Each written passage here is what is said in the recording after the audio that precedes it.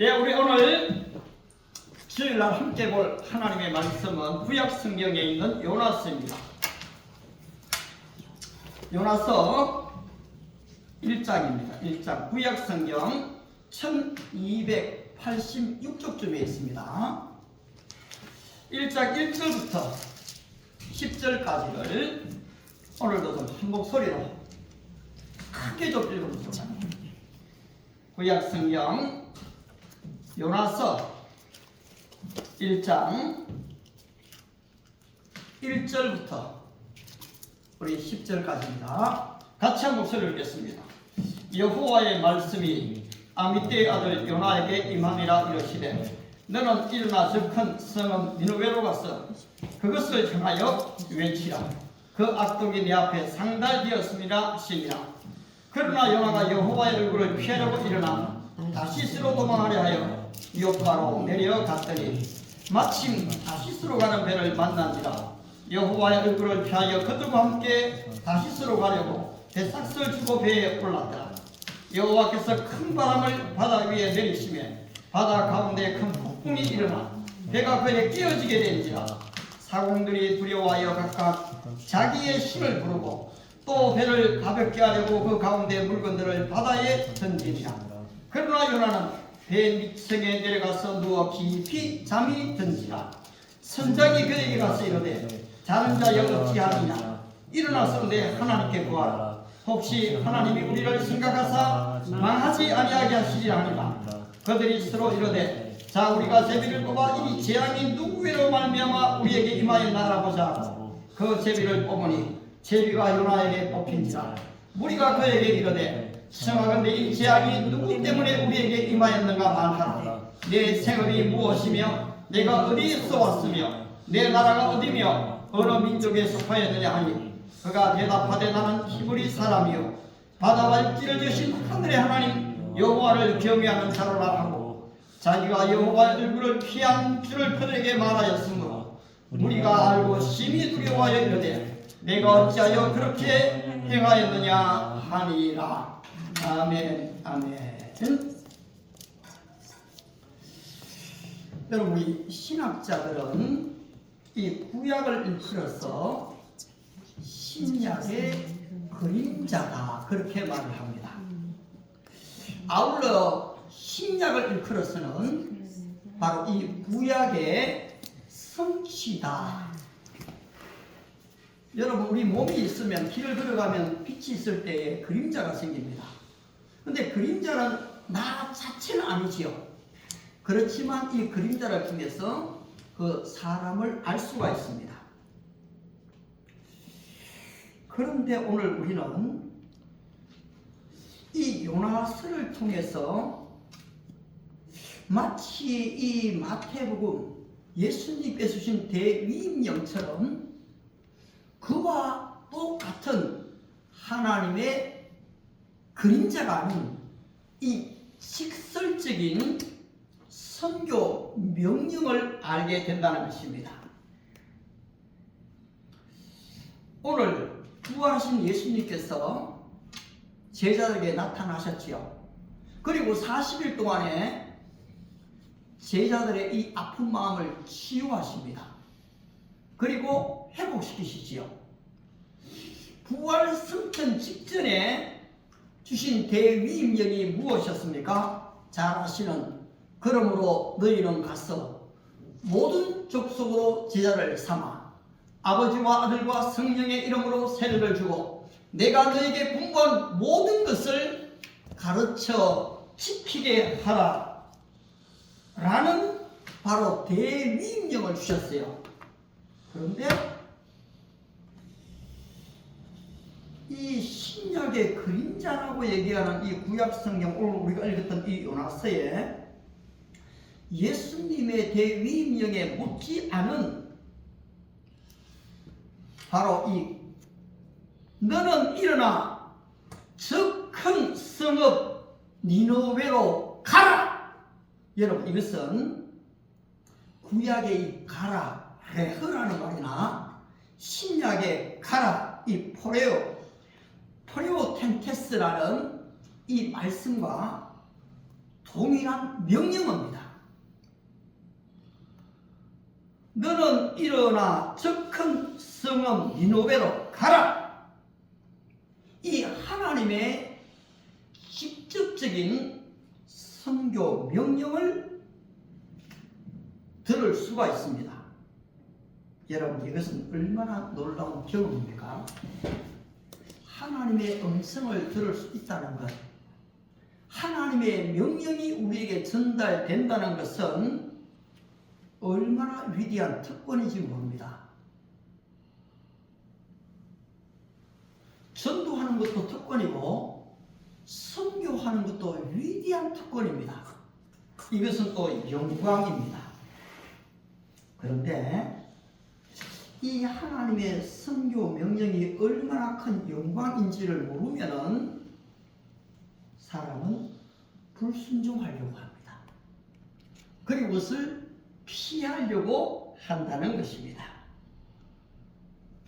따라서 시편 49편 20절에서는 하나님은 사람을 존귀하게 지었지만 깨닫지 못하는 사람은 멸망하는 짐승과 같도다 라고 했습니다. 오늘 예배할 수 있는 것이 얼마나 큰 특권이고 영광인지 모릅니다. 그런데 이것을 알지 못하고 깨닫지 못하면 멸망하는 짐승, 여러분 흔히 거리에 죽어있는 짐승을 한 번씩 보게 되지요. 산에 또 죽어가는 그런 짐승들도 있습니다. 얼마나 비참한지 모릅니다. 근데 깨닫지 못하면은 바로 이와 같은 짐승과 같은 존재가 된다는 것입니다. 제가 처음 이 노방전도를 나갔을 때를 기억합니다. 이 젊은 시절에 그때 또 이 YM 예술인도와 멤버들과 함께 한 120명이 이 시내 거리를 나가면서 찬양을 하고 왔습니다. 그리고 대구백화점 앞에 다 섰어요. 그리고서 또 노래를 합니다. 그때 여러분 제가 기쁘게 노래했을까요? 즐겁게 했을까요? 아니요. 다른 사람은 잘 모르겠지만 나는 거기 서 있는 내 모습이 너무너무 부끄러웠습니다. 혹시 지나가던 친구가 나를 본다면 어떻게 생각할까? 나의 가족이 지나가다가 나를 본다면 집에 갔을 때 뭐라고 말할까? 진짜 참 부끄러웠습니다. 그런데 나중에 성경을 읽으니까 사도 바울도 좀 그런 부끄러움을 경험했나 봐요. 그래서 로마서 1장 16절에서 내가 복음을 부끄러워하지 아니하노니 이 복음은 모든 믿는 자에게 구원을 주시는 하나님의 능력이 됩니다. 복음에는 하나님의 의가 나타나서 믿음으로 믿음에 이렇게 하나니 오직 나의 의는 그 믿음으로 말미암아 살리라. 그 말씀을 얼마나 많이 배웠는지 모릅니다. 그렇게 되니까 나중에는 부끄러움이 사라지더라고요. 전도를 나가는데 나는 부끄러운 나를 전하는 것이 아니고 가장 완전하신 그리스도를 전하기 때문에 여러분 이 전도를 선교를 부끄러워할 이유가 없다는 것입니다. 그런데 오늘 이 놀라운 영광스러운 복음 전파를 사명을 받았던 이 요나의 태도가 무엇입니까? 우리가 읽었던 1장 3절을 보시면은 그러나 요나가 이래 나옵니다. 2절에서 너는 일어나 저 큰 성읍 니느웨로 가서 그것을 향하여 외치라. 그 악독이 네 앞에 상달하였느니라.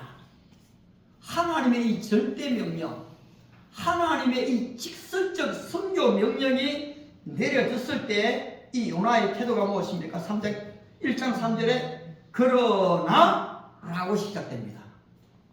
이것은 불순종을 이야기합니다.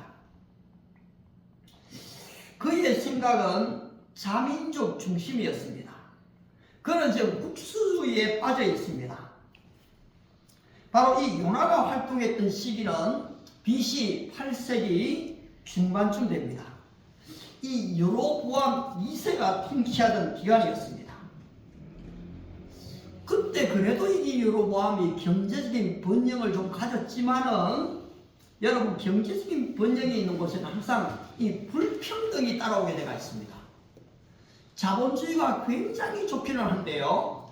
그러나 이 부익부, 빈익빈으로 나가게 되는 경우가 많습니다. 그러다 보니까 여기에 공산주의가 생기고 사회주의가 생겨나기도 하는 것입니다. 그런데 그때 당시에 이 니느웨의 상황은 어떻습니까? 여러분, 이 니느웨는 아수르, 이 아시리아의 바로 수도입니다. 지금으로는 우리 서울이죠. 서울.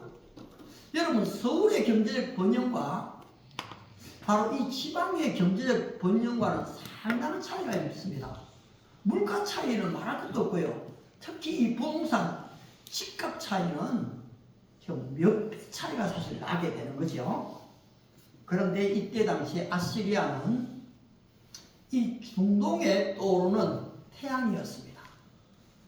경제적 번영은 말할 것도 없고 바로 가는 곳들마다 이 영토를 바로 침략함으로 얻게 되죠. 결국 BC 722년에 북쪽 이스라엘 이 아수르가 점령을 하게 되지 않습니까?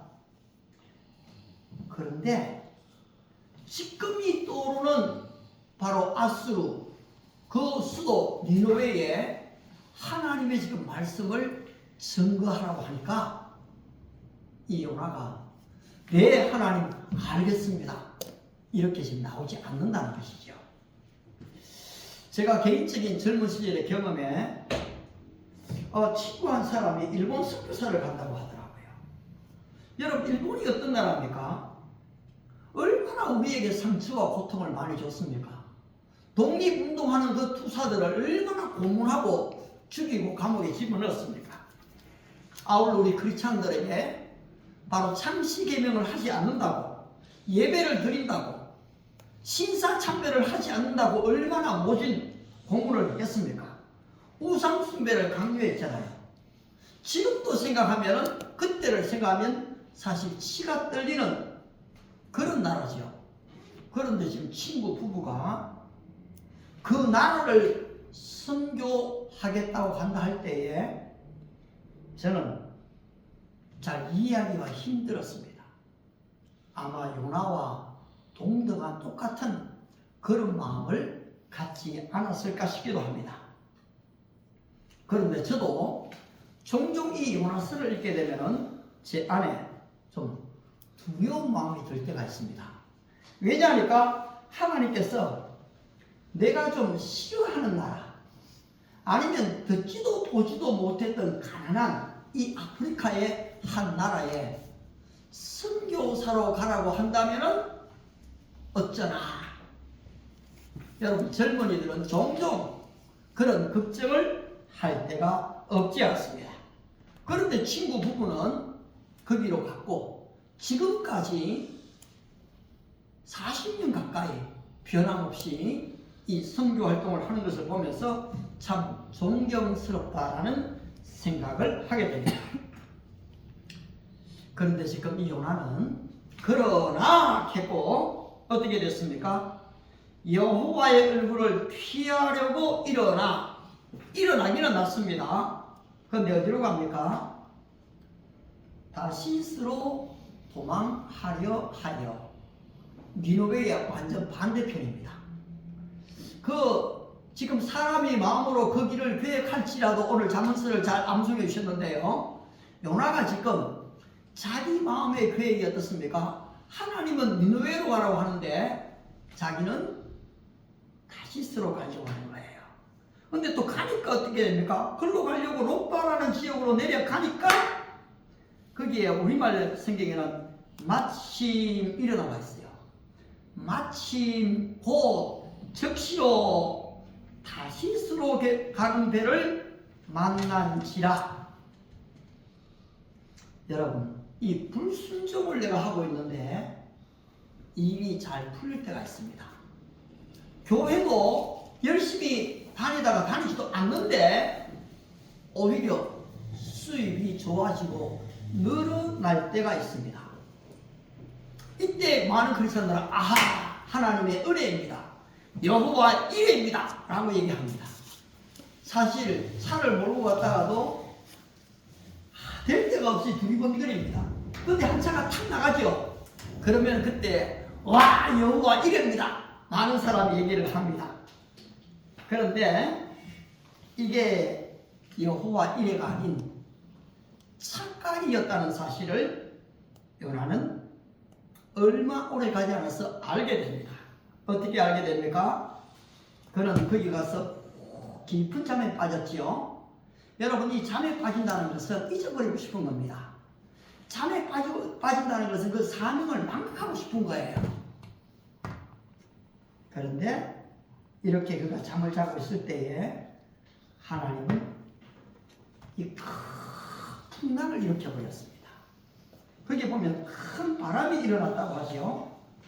그런데 이 주체가 누굽니까? 여호와께서 큰 바람을 바다 위에 내리심에 오늘 우주 만물 자연을, 바다를 다스리는 분이 하나님이신 것을 얘기하고 있죠. 바다 가운데 큰 폭풍이 일어나라고 했습니다. 그렇습니다, 여러분. 하나님의 사명, 명령을 잊어버리고 오늘 이 요나가 잠을 자는 모습은, 여호와의 얼굴을 피하려는 모습은 오늘 나의 모습은 아닐까요?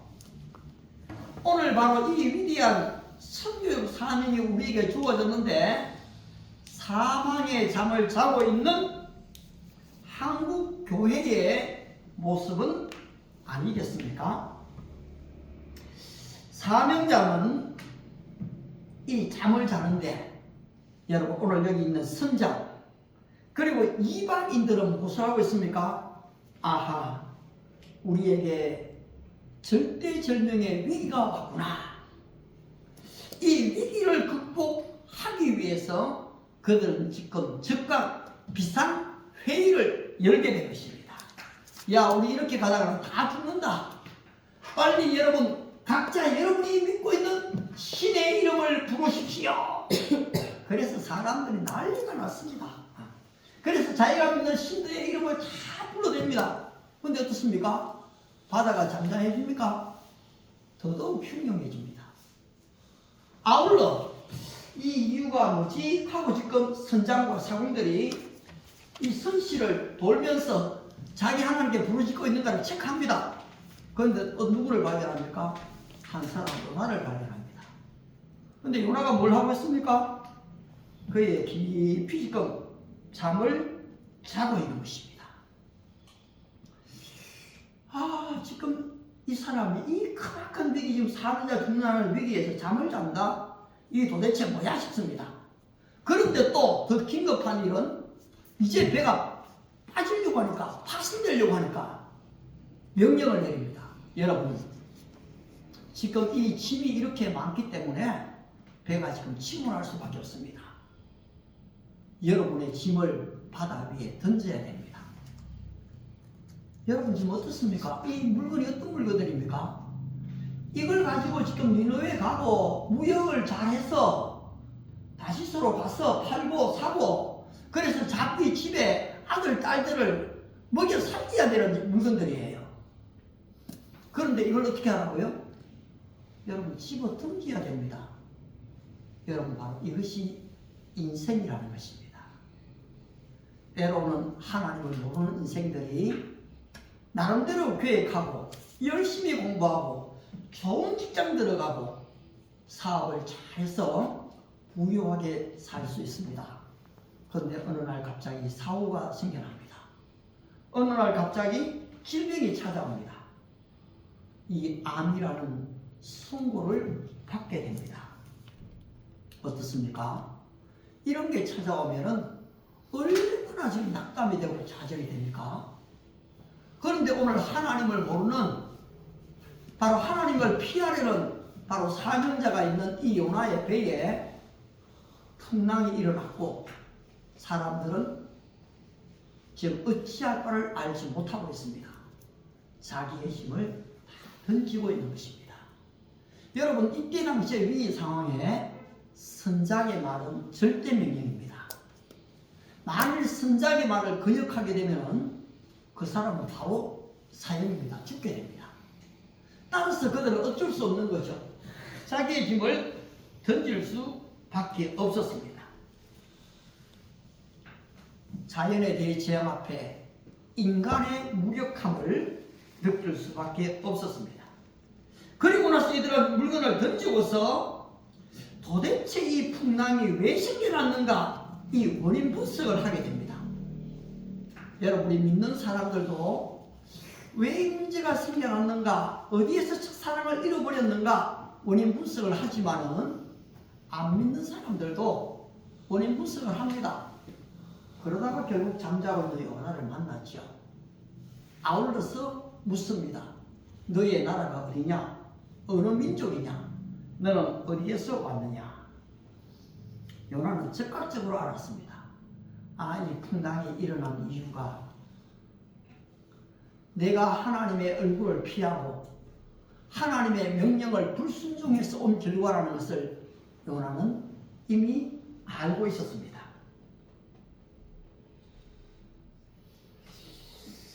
여러분, 이 종교개혁 당시에 바로 이 칼빈이 스위스로 여행을 갔습니다. 그런데 이 스위스를 갔는데 거기에 이 신학자 파리라는 사람이 있는데, 파리 칼빈을 만나고서는 바로 이 종교개혁에 동참해라 라고 얘기를 했습니다. 그런데 칼빈이 아니다, 나는 이런 운동을 하는 사람이 아니다, 나는 신학자다, 나는 지금 하나님의 말씀을 연구하는 사람이다, 피하려고 했습니다.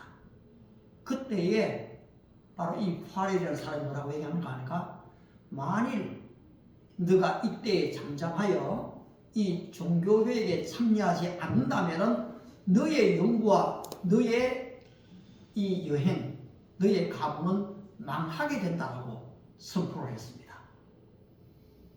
그 소리를 듣기엔 바로 이 칼빈이 두려운 나머지 결국 이 종교개혁에 참여하게 됩니다. 오늘 지금 이 위기의 상황에 알게 된 이 요나는 뭐라고 얘기합니까? 여러분, 나를 들어서 저 바다에 던지십시오. 그러면은 바로 이 풍랑이 잔잔할 것입니다 라고 얘기했습니다. 그런데 어떻습니까? 이 사람들이 지금 휴머니즘, 이성을 가졌고 그리고 또 도덕성을 가진 사람입니다. 따라서 그래, 너 때문에 그렇게 됐구나, 요나를 뻔쩍 들어서 바다에 던지려고 하지 않습니다. 오늘 본문이 어떻게 얘기하고 있습니까? 그렇죠. 여러분들이 이 본문을 우리가 다 읽지는 않지만 13절을 읽게 되면은, 그러나 그 사람들이 힘써 노를 저어 배를 육지로 돌리고자 하다가 바다가 그들을 향하여 점점 더 흉용함으로 너희 못한지라. 여러분, 안 믿는 사람들이 그렇게 이성이 없는, 도덕이 없는 사람들이 아니에요. 이게 이 휴머니스트들입니다. 여러분, 우리 오늘날 수많은 젊은이들이 교회를 떠나가고 유럽의 수많은 지금 사람들이 교회를 다 떠나갔던 것은 이미 아시는 이 십자군 종교전쟁, 백년전쟁이죠. 이 가운데에 지금 800만의 사람들이 다 죽게 됩니다.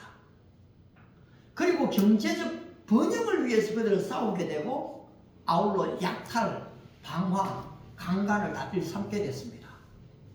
그 종교전쟁이 끝나고 나니까 그 사람들이 어떻습니까? 아니, 이 종교가 사람을 좀 유익되게, 행복하게, 자유롭게 해주어야 하는데 결국 이 종교가 오히려 지금 정복의 수단으로 바뀌어져 버렸거든요. 따라서 이제 이 유럽은 하나님 중심 사상에서 인간 중심 사상으로 바뀌어버리게 됩니다. 산업혁명이 일어나고 이 르네상스 계몽주의가 일어나면서 사람들은 하나님을 떠나기를 시작했던 것입니다. 그런데 이 휴머니스트들, 바로 이들이 지금 어떻게 하고 있습니까? 지금 사명받은 요나는 이 선장이나 거기에 있는 승객들에 대한 생명을 살려내야 될 사람입니다. 그런데 이 요나는 거기에 관심이 없어요.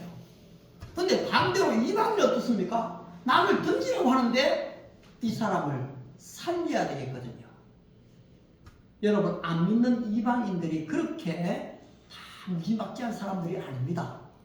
하나님은 오히려 안 믿는 이방인을 통해서도 하나님의 일을 전개한다는 사실을 알게 됩니다. 사랑하는 믿음의 식구 여러분, 바로 이것이 복음의 능력입니다. 이 복음, 이 복된 소식이라는 것은 큰 기쁨의 소식일 뿐 아니라 불순종하는 자에게는 심판이 들어가는, 심판을 포함하는 것이 바로 복음인 것입니다. 바로 이 복음을 거부하는 자에게는 죽음이 주어지게 됩니다. 이것이 바로 복음의 능력인 것입니다. 결국 요나의 고백대로 바로 이 요나는 이 바다에 던져지게 됩니다. 아울러서 지금 요나가 던져지니까 그 결과가 바다와 바람이 잔잔해졌습니다. 여러분, 때때로는 사명자가 그 사명의 일을 안 하면은 하나님이 아무것도 안 하시는 것처럼 느껴질 때가 있습니다. 과연 그런 것일까요? 부름받은 이 사명자가 불순종을 한다고 해서 하나님의 역사가 지체되거나 지연되는 일은 없습니다, 여러분. 하나님은 사람이 순종하든 불순종하든 상관없이 하나님의 일을 진행하신다는 것입니다. 시편 19편 1절에서 4절의 내용이 그것인데요. 여러분 한번 찾아봐도 참 좋습니다. 이 너무너무 은혜가 되는데요. 시편 19편 1절부터 보시게 되면 하늘이 하나님의 영광을 선포하고 궁창이 그의 손으로 하시는 일을 나타내는도다. 날은 날에게 말하고 밤은 밤에게 지식을 전하니 언어도 없고 말씀도 없으며 들리는 소리도 없으나 그의 소리가 온 땅에 통하고 그의 말씀이 세상 끝까지 이르도다. 하나님이 해를 위하여 하늘의 장막을 베푸셨도다. 무슨 말입니까, 여러분? 하나님은 이미 자연 계시를 통해서도 말씀하고 계신다는 것입니다. 언어가 없지만은, 소리가 없는 것 같지만은 하나님의 소리가 온 땅에 통하고 그의 말씀이 어디요? 세상 끝까지 이루게 된다는 것입니다. 따라서 하나님은 어떤 하나님이십니까? 직접 선교하시는 하나님이십니다. 불순종의 그 사람 때문에 하나님의 역사가 지연되는 것이 아니라는 것입니다. 따라서 오늘 저와 여러분들은 하나님의 명령을 받지 않습니까? 누군가에게로 가거라. 어디로 가거라. 바로 이 그리스도의 십자가와 부활의 복음을 증거하거라. 오늘 요나가 불순종했던 것처럼 수많은 사람들이 하나님의 말씀에 불순종하다가 젊음을 다 낭비하고 나이가 들어서 신학교에 오는 사람을 종종 보게 됩니다. 그 그러나 여러분, 다윗은 17세 아버지의 말씀에 순종을 합니다. 어떻습니까? 나라를 위기에서 살리게 되죠. 거기에는 엄청난 긴장이 있습니다. 다니엘 역시 젊은 청년이지요. 그가 눈 한 번만 딱 감으면은, 그냥 우상 숭배에 한번 절만하면은 여전히 부귀영화를 누릴 수가 있습니다. 그러면 어떡합니까? 그것을 거절합니다. 오늘 칼빈이 파렐의 얘기를 듣고 종교개혁에 동참하기로 순종했을 때 여러분, 세계 역사가 뒤바뀌어 버렸습니다. 바로 이 모르드게가 에스더에게 얘기하죠. 만일 이때에 잠잠하여 내가 말이 없으면 너와 내 집은 멸망한다. 그러나 하나님은 다른 방법으로 바로 죽음에 처해 있는 유대인을 건져낼 것이다. 하나님은 그렇게 일하시지 않습니까? 우리 주님께서, 아버지께서 일하시니 나도 일한다. 밤이 오리니 그때는 아무도 일할 수 없느니라. 여러분, 인생의 밤이 찾아오는 것입니다. 젊음이 언제까지 있는 것이 아닙니다. 건강도 언제까지 있지 않습니다. 하나님이 나를 부르셨습니까? Here I am. 내가 여기에 있습니다. Send me. 나를 보내주십시오 하는 것은 우리의 순종이 되어져야 합니다. 사도 바울이 예루살렘으로 가게 되면 바로 결박이 기다리고 있는 걸 압니다. 감옥에 들어갈 걸 압니다. 죽을 것도 알고 있지요. 그런데 뭐라고 해야 합니까? 나의 달려갈 길과 주 예수께 받은 사명, 곧 하나님의 은혜에 복음 증거하는 일을 마치려 하면 나의 생명을 조금 더 귀한 것으로 여기지 아니하노라. 오늘 한국으로 선교사가 왔던 이 가난한 냄새나는 나라에 왔던 그 선교사들이 다 그러했습니다. 질병이 기다리는 줄 알았고 자녀들이 폐렴으로 죽을 것을 알았습니다. 그러나 그들은 여기에서 십자가와 부활의 복음을 증거했고 결국 이 대한민국은 일어나게 된 것입니다. 오늘 저와 여러분들이 주님이 말씀하시는 현장으로 가야 합니다. 다 선교사가 될 필요는 없습니다. 그러나 우리는 우리의 삶의 현장에서 주님이 부르신 그 부름의 사명에 충실해야 하는 것입니다. 오늘 요나서에서 나타난 하나님의 직설적인 선교 명령에 피하는 사람이 아닌 순종하는 저와 여러분이 되시기를 바랍니다. 기도하겠습니다. 살아계신 하나님,